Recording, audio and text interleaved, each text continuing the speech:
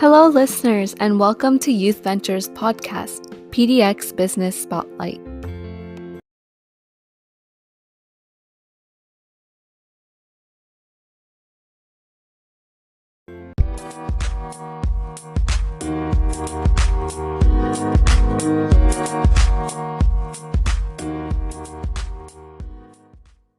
Hello, everyone. Today we are so delighted to welcome Darius Northern, who is the founder and owner of People of Color Clothing. So, Darius, can you please give an overview of who you are, what your business is about, and how you got started? Yes, well, I'm Darius Northern. I am a transplant from Nashville, Tennessee, graduated from Oregon State in 2019 with a degree in public health. But shortly thereafter, during my stint at Oregon State, I kind of transitioning from the East Coast to the West Coast, the Pacific Northwest, Oregon specifically, came with an experience within itself. So although I came out here with a horticulture mindset, agricultural mindset, my experience at Oregon State kind of diverted that into what I'm doing now, which is People of Color Clothing, which is the brand that I created at Oregon State to allow us who don't live in the most diverse areas to kind of lean into who we are as people, lean into the community of us, which is People of Color Clothing. So, and also the brand also tries to create awareness, generate conversation, and ultimately provide those opportunities for people to examine their conscious behavior. And you probably wondering, like, how do you do that with a garment? But on the front, of course, like I said, it's us, it's community, it's allyship, it's unity. And on the back, I try to construct things to my point, that's going to create awareness, generate conversation, putting thought-provoking questions or statements on the back of shirts. And yeah, started at Oregon State. I sat in the front row of all of my classes, and it just kind of took off like wildfire. Something that I was using as a cathartic outlet for myself turned into a massive community of people wanting to sport the gear. Wow, Darius, I absolutely love the story behind your brand. Can you please tell us a little bit more about what inspired you to start this business? There's not a person in particular, but I think that being in an environment like Oregon State, being a tall Black guy, I'm 6'4", dark-skinned. At the time, my hair was crazy. So having that persona, that aesthetic, people would automatically assume I'm a basketball player or I am a football player. And I almost became envious of the fact that my white friends and people I went to classroom with didn't have to think about their identity the way that I did. So I think that was the foundation of me wanting to create a brand that basically allowed my white classmates and professors and just people, around me to actually think about their identity the way I have to. Because as a tall Black man, depending on where I am, I got to take my hands out of my pocket. I have to take the hoodie off of my head. I have to look less threatening. And then all of this is going through my head when I'm looking at, my white classmates just kind of living free and being who they are. So I think that the inspiration was to create those moments that people can have to internalize their conscious behavior. All right, I am tall, I am Black, but I'm not a basketball player. Like I am a regular student, right? So I wanted to create those moments, and I think that was a thing that laid the foundation for inspiration. Wow. And how has being a person of color affected your business? When I hear the word affect, I'll automatically think of like a negative connotation, but I think the brand has, as a person of color, especially as a Black person, I've realized that, as people of color, we all have different experiences. We all bring different experiences to the table, whether it's dealing with immigration, whether it's being ethnically ambiguous, whether it's being from the Caribbean, whether it's being from the Dominican Republic, from Mexico, from Afghanistan. Like, we all have a certain energy about ourselves, right? And issues hit us differently. Like, I may not be as affected with immigration laws as a person who immigrated from Mexico would be, or somebody who immigrated from Argentina, right? So that person walks around with a different energy, a different perspective on different things as a person of color. And I think that being a person of color myself and being kind of privy, knowing a little about a lot, and kind of being privy to like what's going on, like the brand has allowed me to speak for those people who are passionate about immigration, speak to those people who are passionate about women empowerment, speak to those people who are, who do wear hijabs and want to empower women who wear hijabs. So like I said, in the front, as people of color, the name, the brand logo, like that unifies all of us. That is saying that, hey, we all have an experience. We're all different, but we're in this together. Our lives included. We're all in this together. And on the back, that's when you can speak without speaking. On the back of the garment, that's when you can profile an issue or create an issue or create awareness for an issue that you're passionate about. So I think as a person of color who is a business owner, I think my brand is kind of unique in the sense that it just really gives us a voice. It allows us to speak without speaking. And it turns us into walking conversation pieces for things that we're passionate about. Wow, that's really inspiring. Darius, I was looking at your website and I saw the huge amount of variety that you guys offer. You offer shirts, sweatsuits, crew necks, and hoodies, and so many different varieties, all with unique designs. Can you please tell us a little bit more about your designs and the meaning behind them? Oh yeah, absolutely. I think in fashion, especially fast fashion, we get a lot of colors, a lot of hoopla, a lot of zigzags, a lot of this, a lot of that. And I think, working in being a textography brand, I wanted to keep it simple. So a lot of the things and the messages that you see on these shirts are very simplistic in nature because I always picture a person who buys a POC shirt. I always picture them standing in line at Fred Meyer's, or standing in line at the pizza parlor or the ice cream shop, and it's a gazillion people behind them. And the person that's wearing the shirt is just having a casual conversation with the person next to them. But everybody behind them sees their shirt. They can consume their shirt, see their shirt, marinate on their shirt, think about that shirt, take the messaging on the shirt with them outside of the store in the line. And they can do that because it's a simplistic message. So simplicity is paramount in the designs that we have. So we do have a lot of textography stuff. We do have a few graphic design stuff that isn't on the website, but is a part of the collection. And I just try to keep it simple.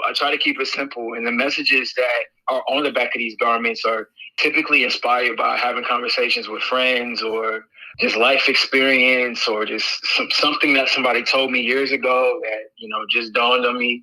And I really try to make sure that as a person of color or an ally, you can come to this website and you can see something that is like, holy crap, me too. Like, my ethnicity isn't your guessing game. Like, people ask me that all the time, or, hey, I do represent the legacy of, the people that immigrated here, or, hey, I do believe in women empowerment. So I wanted to create something that people can first see themselves in.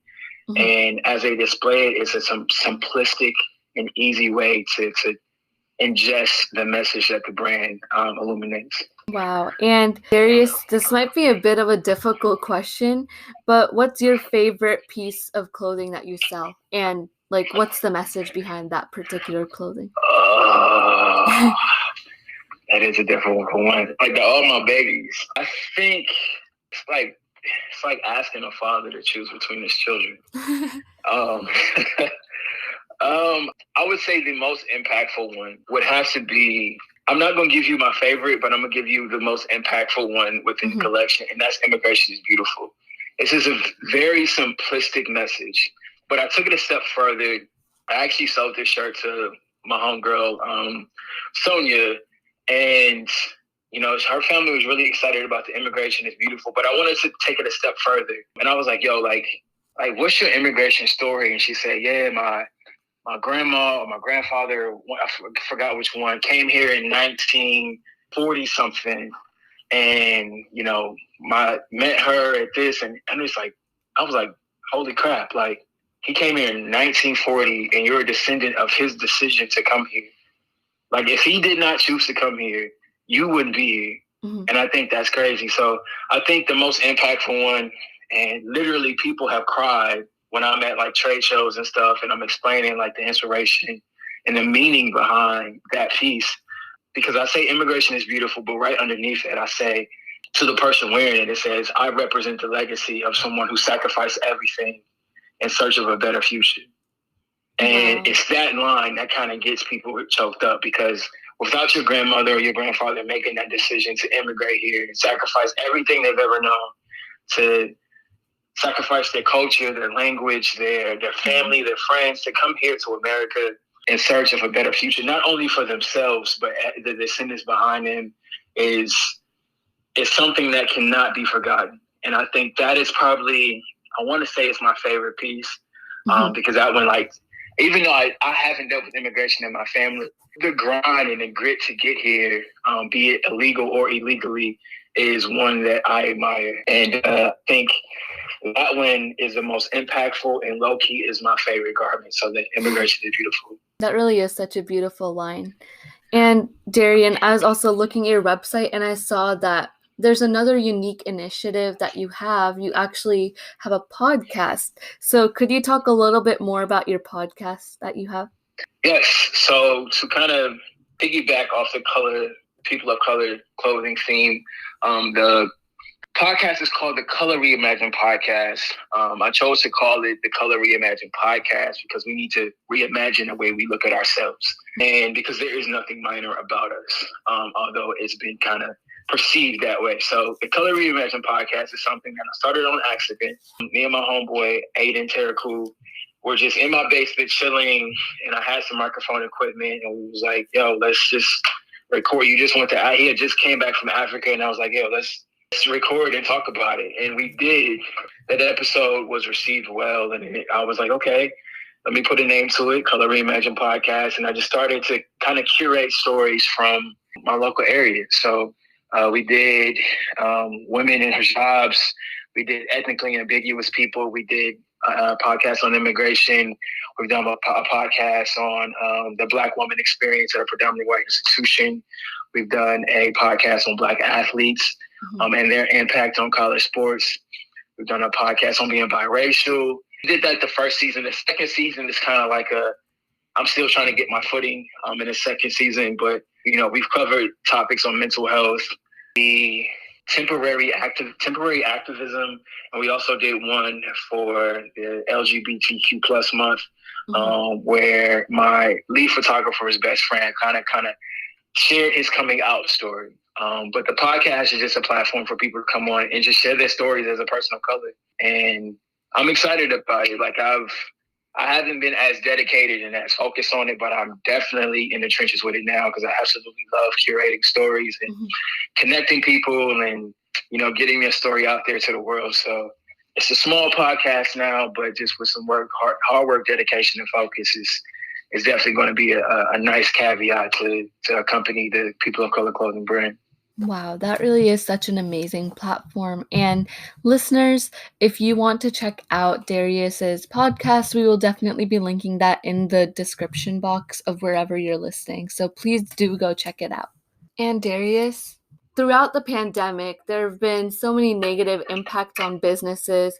There's been a lot of businesses shutting down and losing sales, but there's also been a lot of businesses that actually had a boost in sales. So how has the pandemic affected your business? Has it had upsides or downsides? I think when the pandemic initially hit, I had a lot of things canceled. I had a little speaking tour scheduled in Eastern Washington area, starting at Gonzaga. That got canceled. I was supposed to go up to Seattle. I was supposed to go down to San Francisco. That got canceled. So I was just kind of like, wow, I don't think I'm going to survive this.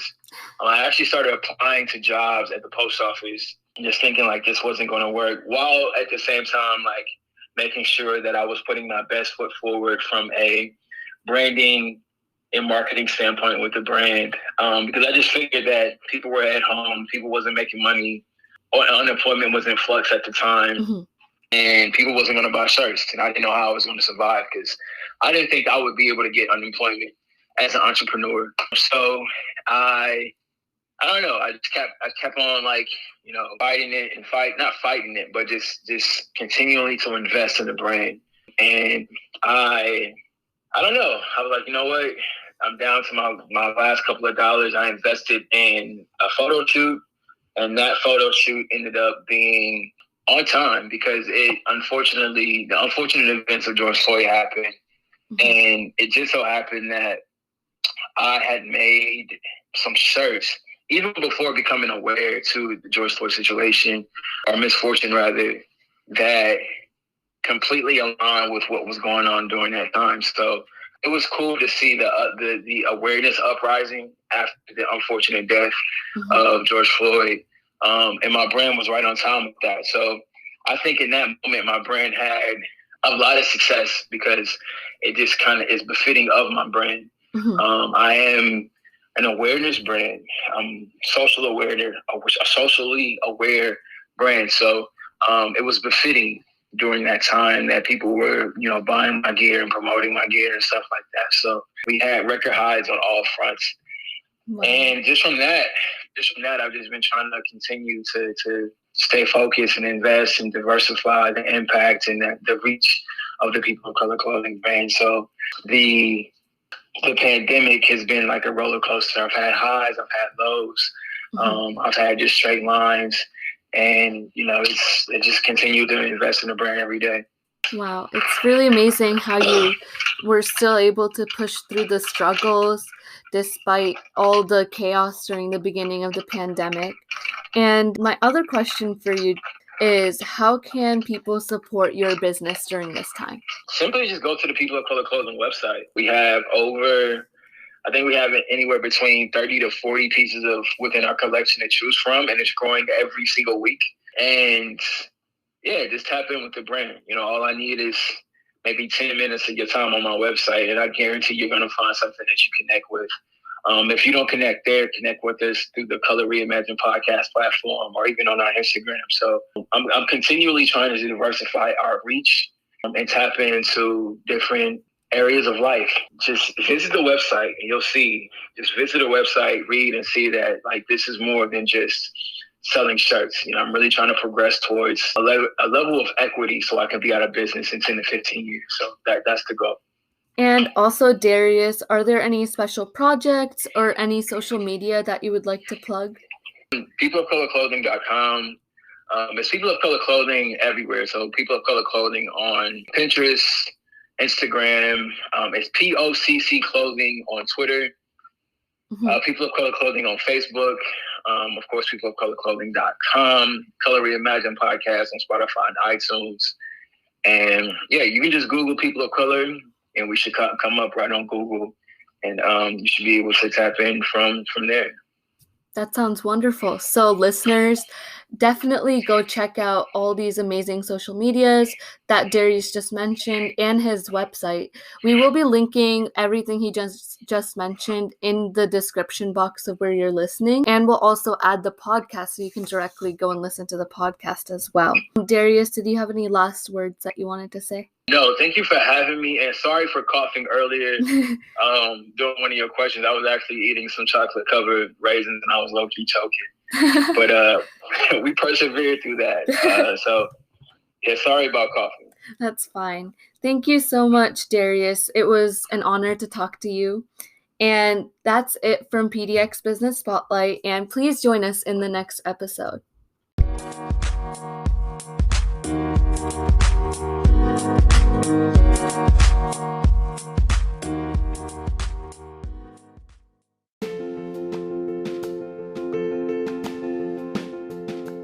Thank you for listening to PDX Business Spotlight by Youth.